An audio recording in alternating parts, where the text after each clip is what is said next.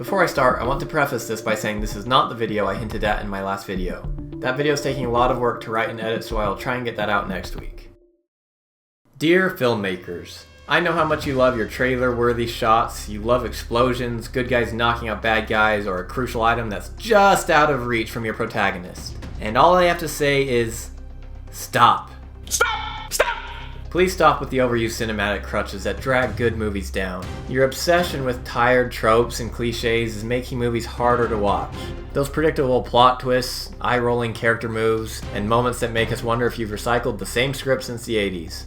Don't worry, I'm not going to spend the next 12.5 minutes venting. It's going to be a roast.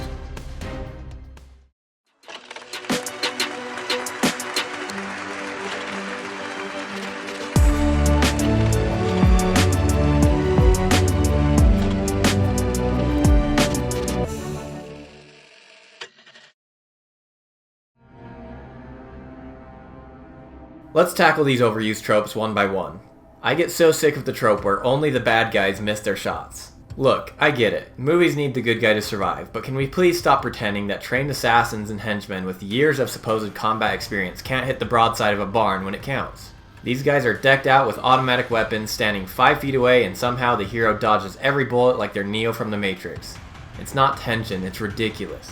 If you want a firefight, then put some distance between the two parties, and stop making every protagonist deadshot. What triggered the entire premise of this video was a scene from the new Jason Statham film, A Working Man. I love Jason Statham films. I never get sick of watching him kick some bad guy butt. But in this film, Jason Statham's character tries to get away from the bad guys by booking it on a motorcycle, and is quickly tailed by the bad guys who open up multiple clips from automatic weapons on our unprotected protagonist at about 100 feet away. Seriously, even with spray and pray, out of literally hundreds of bullets, they couldn't even hit him once? From 100 feet away? All they had to do is double or triple his lead in front of them, then the unlikely misses become increasingly more likely and believable. And obviously, everyone is familiar with this trope when it comes to stormtroopers. Can we put a little bit of thought into these action scenes, please?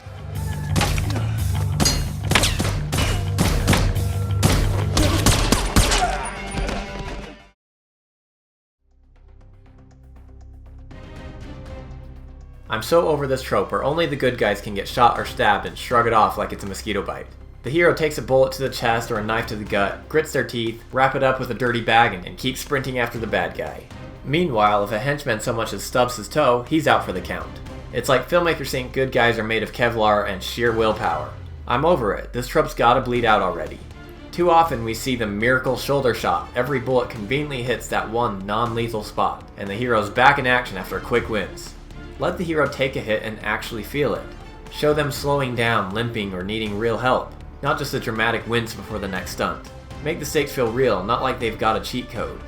Look at Shooter. Bob Lee Swagger gets shot up early on, and he's not just shrugging it off. He drags himself to his army buddy's widow, half dead, passes out for hours, and then just has to trust that she won't sell him out.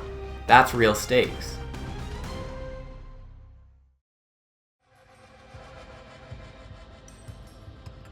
Alright filmmakers, what's the logic here?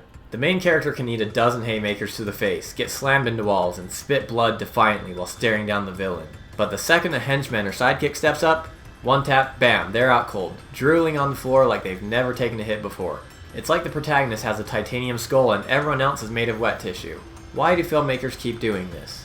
Let the hero feel the wear and tear, show some bruises, a stumble, something, and give the lesser guys a little grit too. Not every goon needs to drop like a domino. The biggest offender here is John Wick. I know that is somehow controversial, but John Wick movies just do not care about realism. They just want poorly choreographed fight scenes for 80% of the movie, and for John Wick to walk away, everyone else just dead or unconscious on the floor.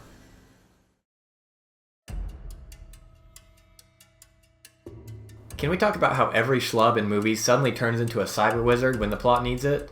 I'm not talking about the tech geniuses here. No, it's the average Joe, the barista with a laptop, hacking into Pentagon-level firewalls like it's a Tuesday side hustle. And they do it in minutes, or better yet, seconds, while dramatic music plays and a green code flashes on screen. Real hackers are laughing through their tears at this nonsense. It's gotta stop. It's not cool, it's a cartoon.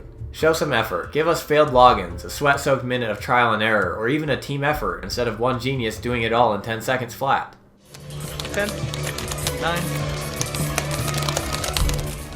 But what if they don't have more than 10 seconds, I can hear you asking? Well then they probably failed. And failure to hack a system could be an interesting plot point. Hacking a system is way overused anyway. If you want your good guys or even your bad guys to be hacking systems, set your story up to give them time to do it. Not every hacking solution is extremely time sensitive. If they are smart enough to hack a system, they are smart enough to plan ahead.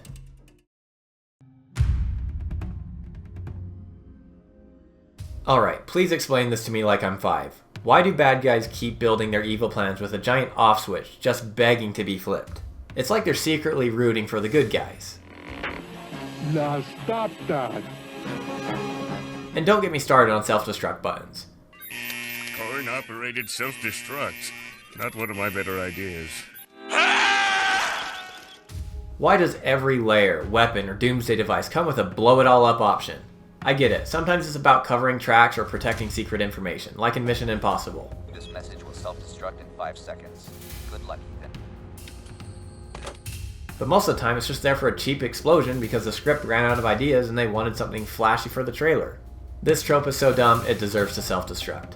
Make the hero earn it. Force him to outsmart the plan, not just flip a lever and wait out a timer. Maybe the protagonist cuts off power to the villain's contraption. Maybe they overload a system and that's what made it blow up. Give us something that doesn't make the antagonist look less worthy of their role as the antagonist. If the villains are truly cunning and difficult to defeat, the good guys have to find more clever ways of saving the day.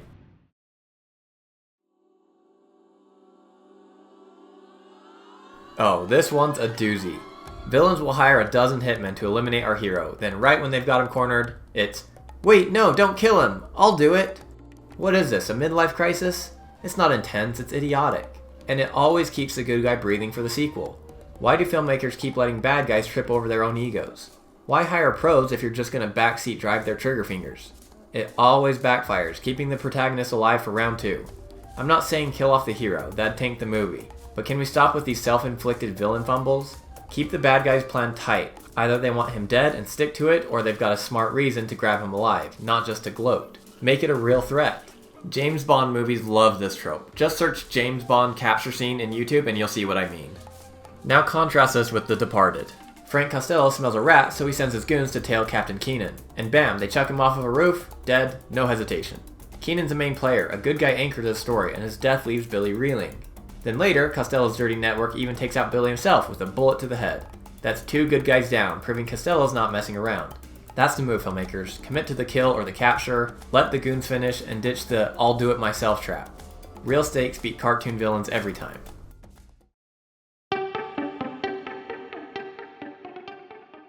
This one is like nails on a chalkboard to me. Someone's got life or death info, the clock is supposedly ticking, and instead of spitting out a quick, "Here's the deal," they hit you with, "No time to explain," then proceed to waste everyone's time anyway. No time to explain. Attack! No time to explain. No time to explain. There's no time to explain. There's no time to explain. No time to explain. Follow me. Okay, wait, slow down. What, the dagger's tipped, the key, what are you talking No about? time to explain. Wait.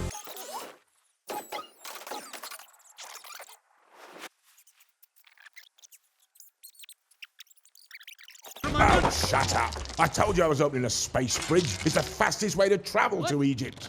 What did you tell us? You didn't tell us anything. You didn't tell us anything. Why are we in Egypt? Half the time they're chilling in a car for 20 minutes, or the explanation's literally 2 sentences that could have saved lives. The absolute worst is when their refusal to talk gets someone killed right after. Because, surprise, there was time, and now we're all mad and Peggy is dead. Good job. I'm not saying they need to recite a novel, but stop using this line to dodge plot holes or force drama. Give a quick, sharp heads up, "They're after us, move!" and fill in the blanks later if needed. Keep it fast and make it useful. What the hell is going on? We're 10 minutes in the past. 10 minutes for our turn. No! There's no time to waste. Just put this on. Why didn't you just set it to 15 minutes back so we'd have 5 minutes to talk?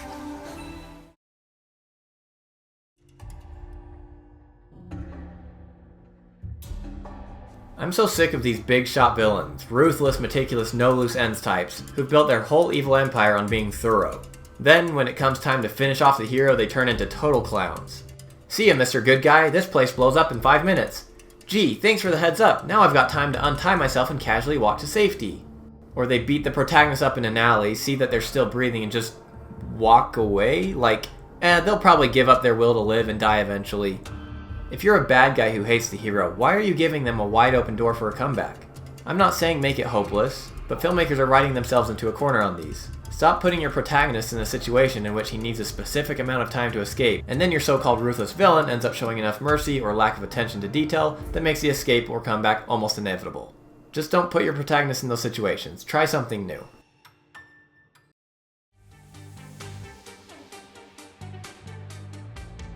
Look, I'll admit it, cars going kaboom on screen is cool as hell.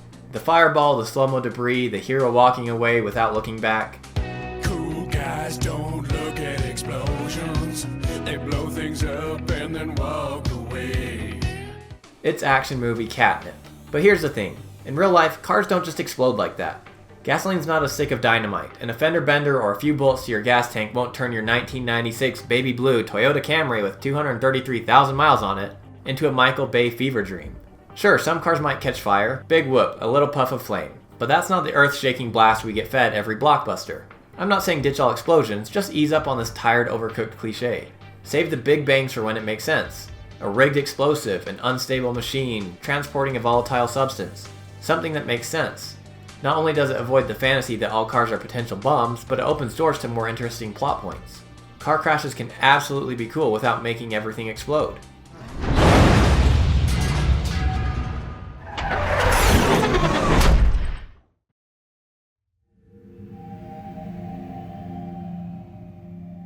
You know this one. It's the moment where the hero is tied up or mid-fight or dangling off something, and the one thing that'll save them, a knife, a key, a gun, is just beyond their fingertips. They strain, they grunt, the music swells, and somehow, after enough dramatic reaching, their arm grows an extra 2 inches like they're Mr. Fantastic. Right on cue, they snag it and save the day.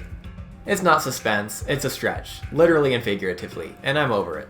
Make it messy, let them fail a few times, use something else to get the item, or barely scrape it with real effort, not a last-second arm extension. I don't hate this trope in most cases, only when the person reaching for the item just magically is able to attain it without any change in approach. They simply reach long enough until their hand magically stretched long enough to reach it. Think outside the box.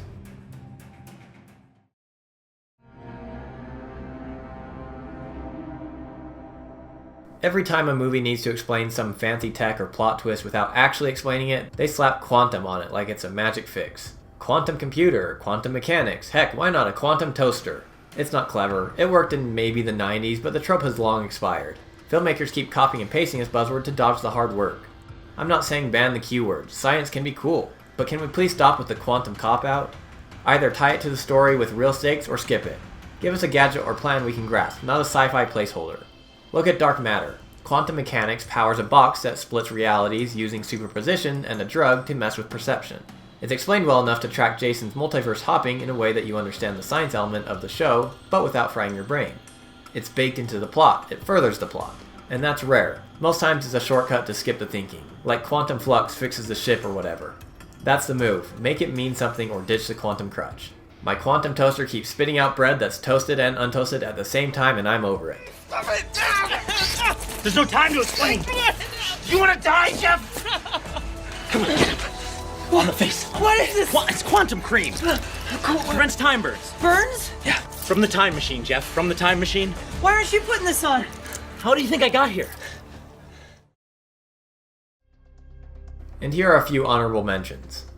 Why do villains always spill their guts right when they've got the hero cornered?